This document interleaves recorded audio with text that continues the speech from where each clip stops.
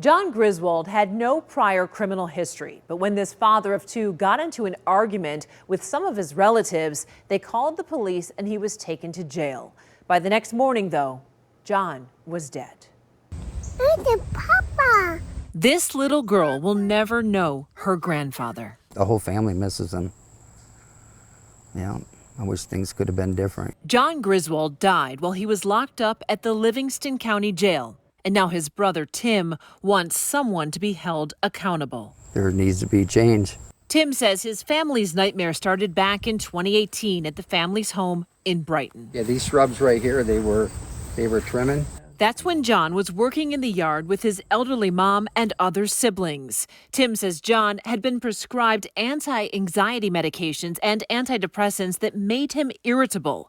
The siblings started arguing about the yard work and say John suddenly got aggressive, so they called the police. Family members say there were pills on the counter near John when he was taken into custody. Everything was right there? Right here on the counter, yeah. John told officers he took at least 10 of the pills, but paramedics said the meds were for ulcers and cleared the 54-year-old to leave with police. But his family says they later learned there were high levels of an antidepressant in John's system. You can see it takes several minutes to get John up and out of the police car. Deputies say he would not respond verbally during booking, so a nurse evaluates him. Police reports show the nurse noticed he had pinpoint pupils and an elevated heart rate, so she told jail staff that John needed to go to the hospital. An EKG was done which showed something called a prolonged QT interval. A prolonged QT interval can be as a consequence of a drug reaction.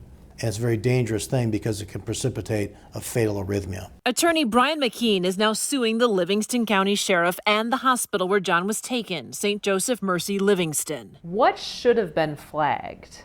What should have been flagged is that he's a candidate for having an overdose. He should have been kept until all lab tests were back. The testing later showed a toxic level of a drug called trazodone. And this trazodone is known to precipitate abnormal heart rhythms. But after 3 hours, John is brought back to the jail. You can see he seems to have a hard time standing on his own while sheriff's deputies try to book him. Once he's sitting in a cell, John doesn't really move, even when he later vomits. 40 minutes later, 2 deputies check on him, but according to the lawsuit, they don't seek medical attention despite the obvious vomit. For the next 11 hours, deputies do cell checks throughout the night, but John barely moves. I think it's outrageous. I think it shows a deliberate indifference to his safety and his welfare.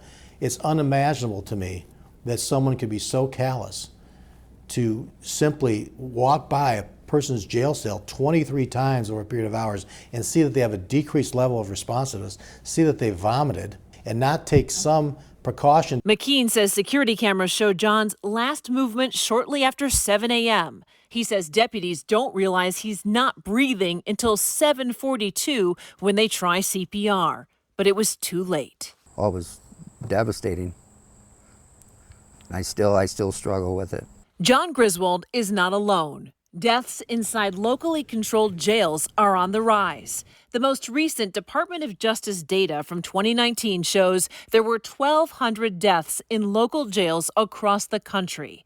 The 7 investigators asked local sheriffs for the number of deaths inside their lockups during the last 10 years. The Oakland County Jail had 20 deaths, Macomb County had 28, Wayne County had 68 deaths, and the Livingston County Jail had 1. John Griswold. Sheriffs have a governmental obligation to keep the people in their custody safe and secure. And that includes providing for health care. Loyola University New Orleans law professor Andrea Armstrong is a national expert on prison and jail conditions. 40% of deaths that we see nationally in a jail occur within the first 7 days.